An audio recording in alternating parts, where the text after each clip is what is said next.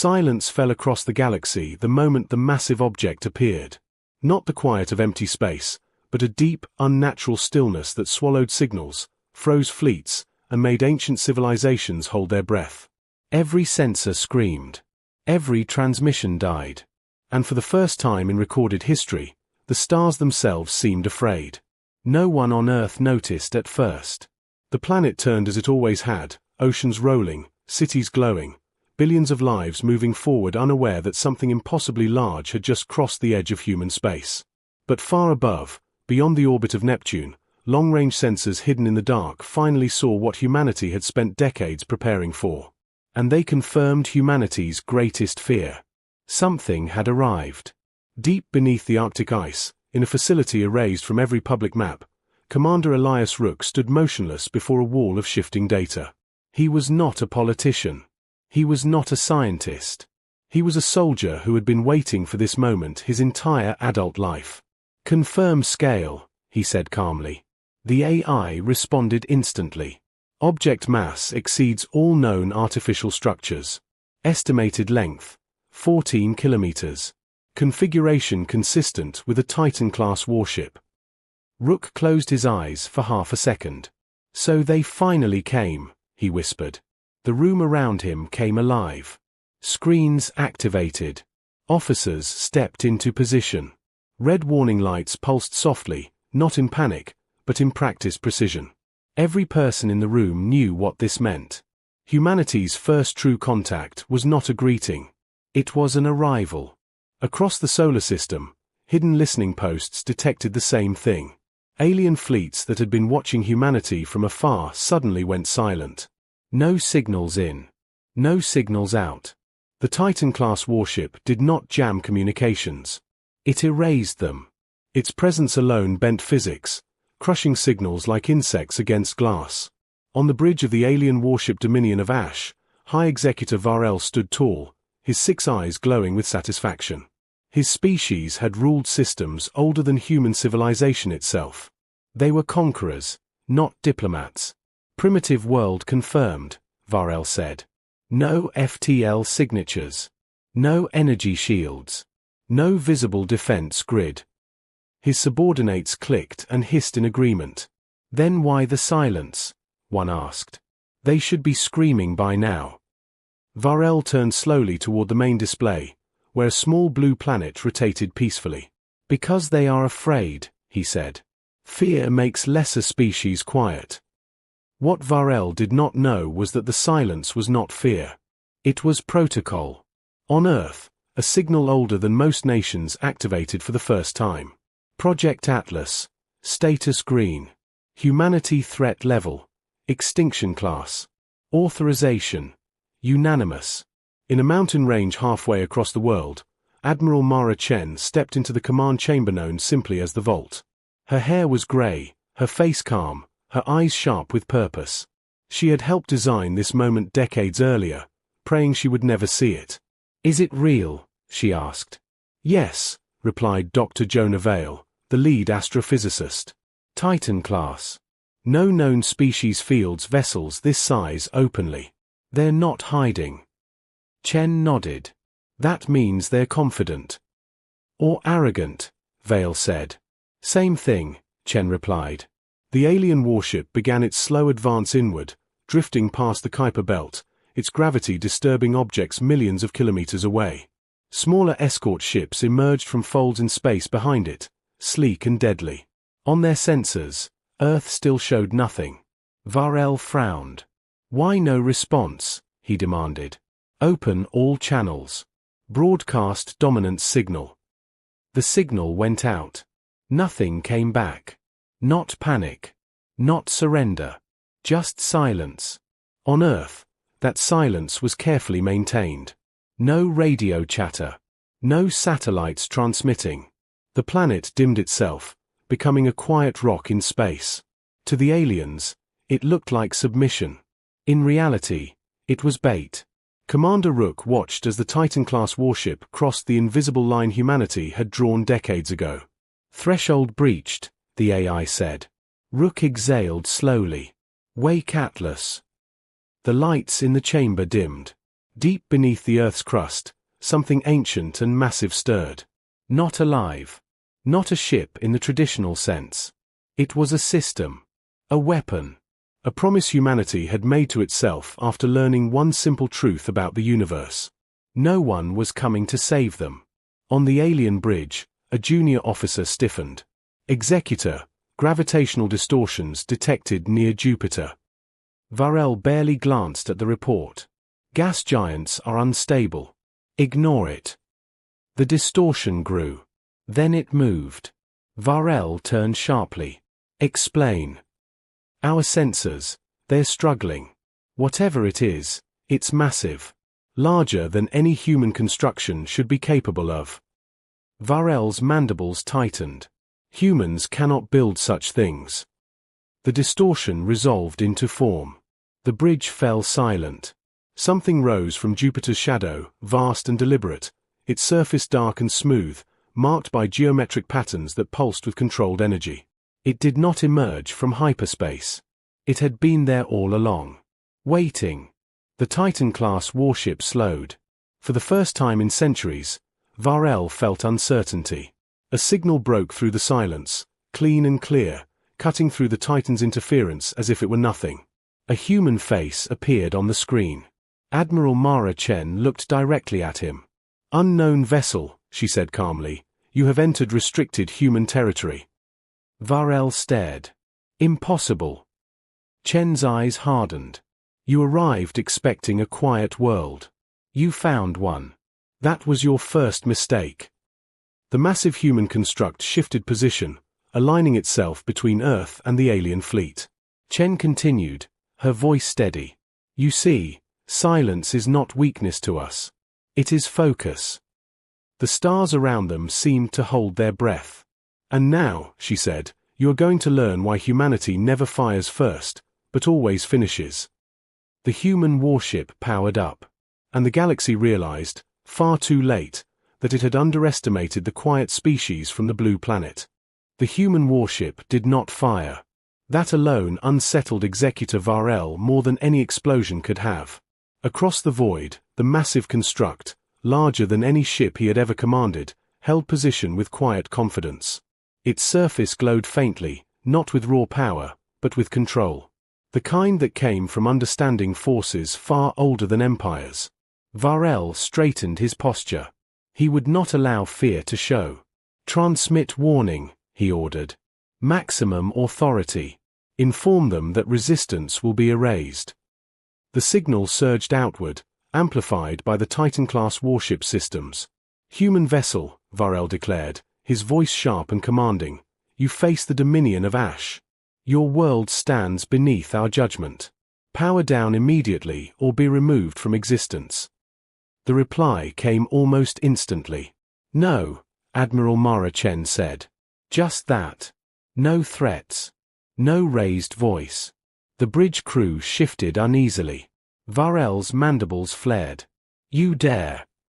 "Executor," Chen interrupted calmly, "you arrived here believing size equals dominance. That belief has ended more civilizations than we can count." Varel narrowed his eyes. "You think one hidden weapon makes you equals?" Chen leaned slightly forward, her expression unreadable. "No. I think it makes us prepared." Deep beneath Earth, Project Atlas reached full synchronization. Commander Elias Rook stood as data cascaded across his display. Every system was green. Every contingency locked in. Humanity's greatest fear and greatest achievement stood ready. "Atlas report stable," the AI said. "All arrays aligned." Rook nodded. "Good. Bring the curtain up." Above Jupiter, space bent. Not violently. Not explosively. It folded. The alien sensors screamed as reality itself warped, revealing structures that had been hidden inside the planet's magnetic field for decades.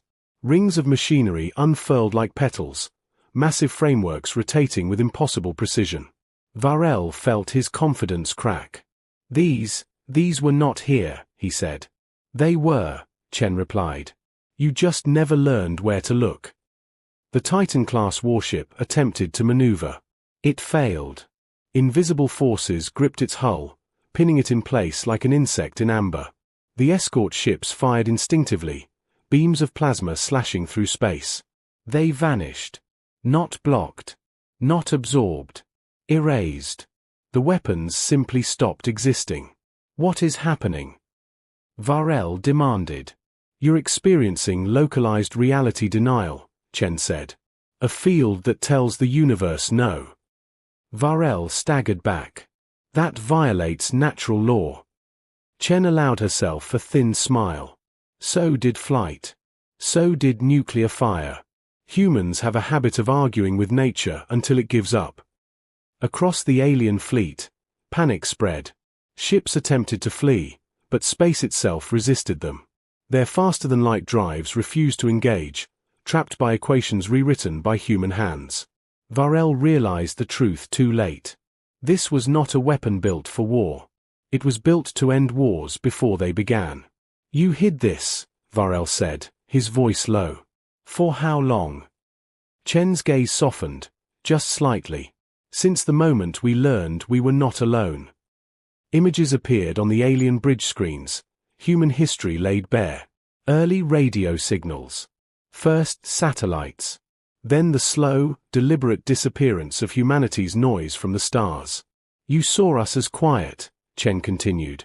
You thought we were blind. In truth, we were listening. Watching how you treated others. Learning what kind of galaxy we lived in. Varel recognized the images now. Planets stripped bare. Species broken. Integrated. Erased. You judged us, he said bitterly. Yes, Chen replied. And you failed. The human construct began to move again, not toward the alien fleet, but around it. Smaller structures detached, forming a lattice that surrounded the Titan-class warship. Varel's tactical officer shook violently. Executor, we are losing power. Systems are shutting down selectively. Weapons offline. Shields collapsing, but our life support remains untouched. Varel looked back at Chen. You could destroy us. Yes, she said. But we won't. Varel stared in disbelief. Why? Because this is the difference between us, Chen answered. You conquer to control. We prepare to survive. The silence returned, but this time, it was chosen. Across Earth, billions watched as skies filled with faint auroras caused by Atlas stabilizing spacetime. People did not panic. They had been prepared for this possibility through quiet drills, coded lessons, and stories passed down as fiction. Humanity did not scream. It stood together. In the vault, Dr. Vale exhaled shakily. They are helpless. Rook crossed his arms. Good. That means they're listening. Chen spoke again, her voice now carrying not just authority, but weight. Executor Varel, you will withdraw your fleet. You will leave this system and never return. You will tell your Dominion exactly what you saw here. Varel laughed weakly. And if we do not? Chen's eyes hardened. Then Atlas stops holding back. Varel swallowed. For the first time in his long life, he understood fear, not of death, but of irrelevance. You humans, he said slowly, are dangerous. Chen nodded. We know. The Titan-class warship powered down, piece by piece. One by one, alien vessels regained limited control, enough to retreat.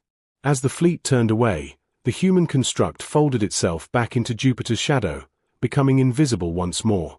The stars resumed their quiet hum. But the galaxy would never forget what it had witnessed. In distant systems, ancient powers felt the ripple. Humanity had revealed itself, not as prey, not as conqueror, but as something far more unsettling. A species that waited. A species that learned. A species that refused to kneel. And somewhere, far beyond known space, others began to pay attention. The alien fleet retreated in silence. No victory signals. No threats. No final words. Across the solar system, human sensors tracked every movement as the Titan-class warship and its escorts withdrew beyond Neptune and vanished into folded space. The moment they were gone, Earth exhaled as one. But celebration did not come. Not yet. Admiral Mara Chen remained on the command deck, staring at the empty space where the enemy had been. She knew better than anyone that survival was not the same as safety. "They will talk," she said quietly. Commander Elias Rook nodded. "They always do." Far beyond human space, the dominion of Ash reeled. Executor Varel stood before the ruling council, his armor scorched, his posture rigid. The chamber was vast, filled with beings who had never known defeat.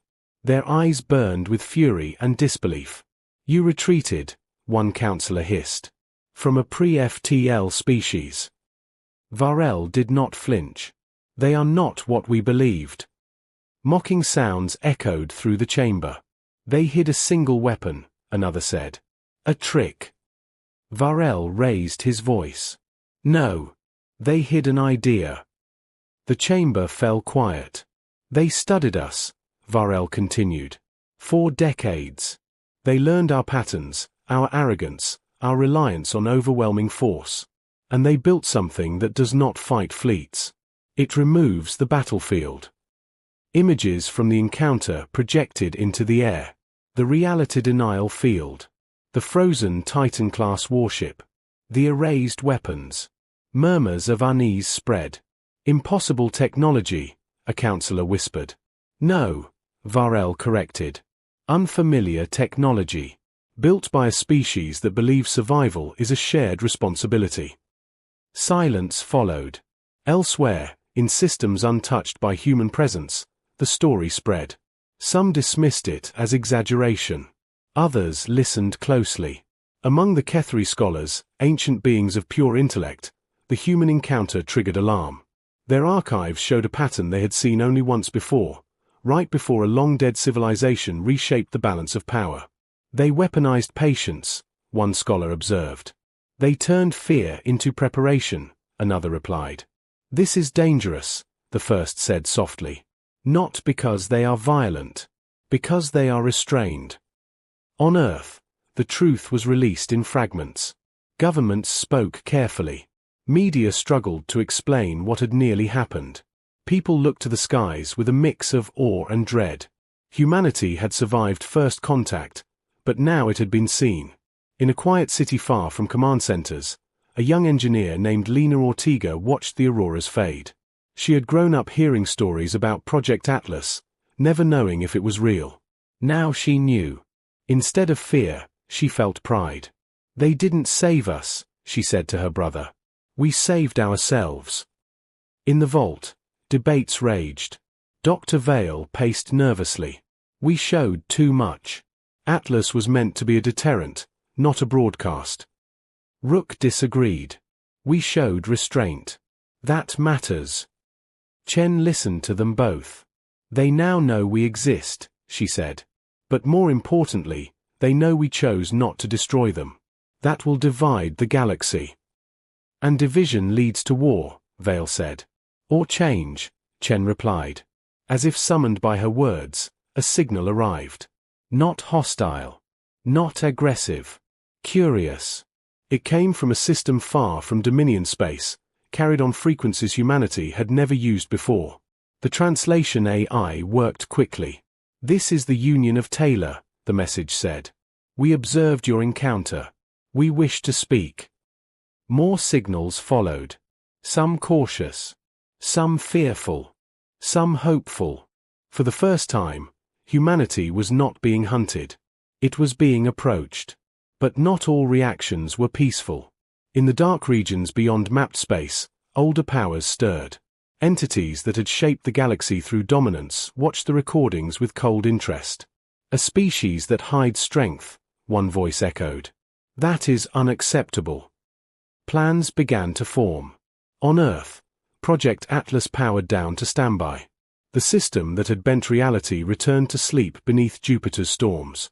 But humanity did not. Admiral Chen stood before the world's leaders via secure link. "We cannot return to isolation," she said. "We also cannot become what they fear. We must decide who we are going to be." The room was silent. Finally, a voice spoke. "What if they attack again?" Chen met the camera calmly. Then we will defend ourselves. Together. Openly. And without conquest. Commander Rook looked out over the night sky later that day. He knew this was only the beginning. The silence that once protected humanity was gone. Now came something harder. Being heard.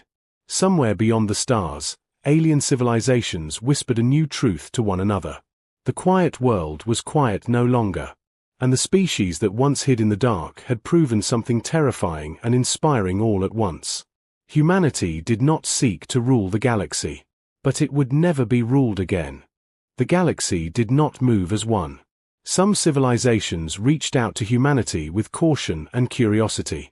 Others pulled back, sealing borders and darkening their worlds. And a few, ancient, powerful, and deeply offended, began to prepare for war. On Earth, Admiral Mara Chen stood before a projection of star maps filled with new symbols. Each one represented a civilization now aware of humanity's existence. "We are no longer a rumor," she said quietly. "We are a factor." Commander Elias Rook folded his arms. "And factors get tested." He was right. The first test came only weeks later.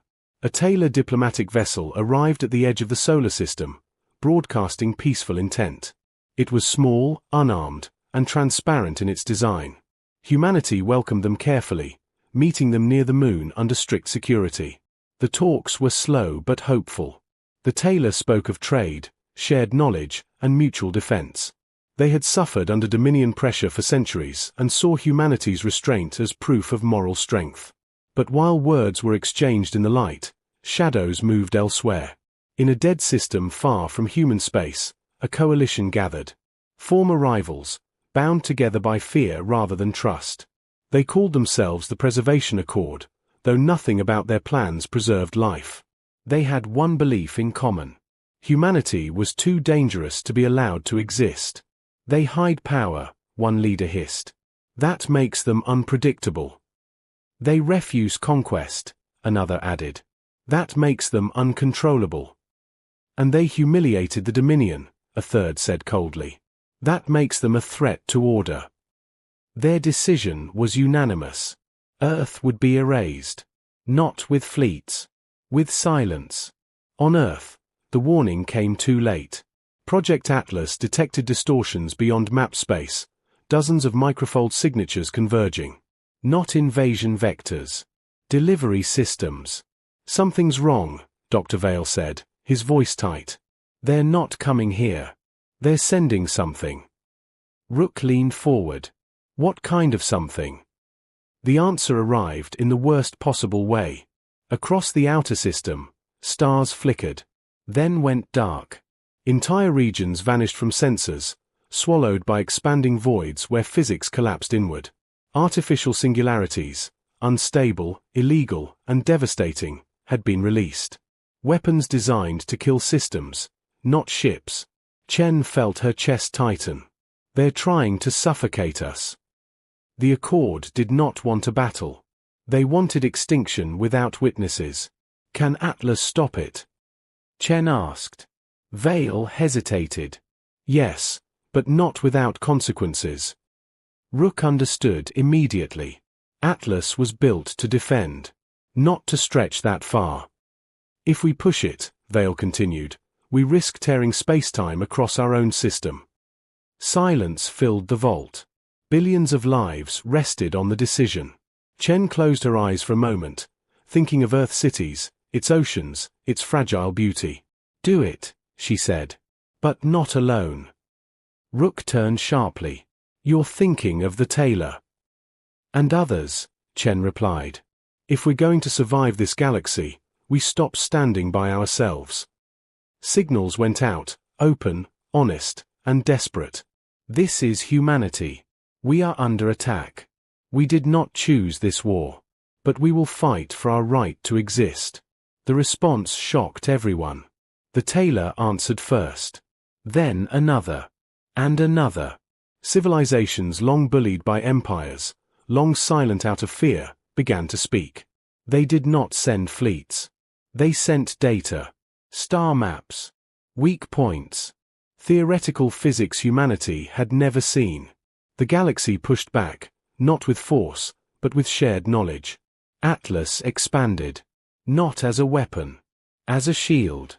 The human construct near Jupiter flared to life, its systems synchronizing with foreign technologies. Reality bent again, but this time not to deny existence, only to stabilize it. The artificial singularities slowed. Collapsed. Faded into nothing. The attack failed. In the Accord's command nexus, panic erupted. They countered it. How? They weren't alone. Fear spread faster than strategy. On Earth, the sky burned with light as Atlas strained, its limits tested for the first time. Vale shouted over alarms. Structural integrity holding. But we can't do this again. Chen nodded. We won't have to. The message humanity sent next was not a threat. It was a declaration. We do not seek domination. We do not demand loyalty. But we will not be erased. Attack us again, and the galaxy will know who chose destruction over coexistence. The silence that followed was different. Heavy. Thoughtful. Somewhere far away, ancient minds reconsidered old assumptions. Humanity had not just survived. It had united the fearful. Rook watched the stars slowly return to normal. We just crossed a line, he said. Chen answered softly. No. We drew one. The galaxy had seen humanity defend itself. Now it would see what humanity stood for. And in the dark, those who still wished for conquest realized something terrifying.